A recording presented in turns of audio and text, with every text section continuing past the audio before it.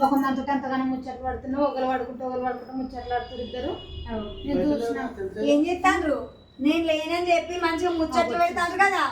ఇది మీ అమ్మగారు పెట్టిన సోఫా అనుకుంటాను. అమ్మ వచ్చి కూర్చున్నావు, ఇది నా అమ్మగారు పెట్టిన కట్నం కింద. అయినా నీకు బుద్ధి లేదా? కొంచెం దాని పక్క కూర్చున్నావు, సిగ్గులేని ఉండవు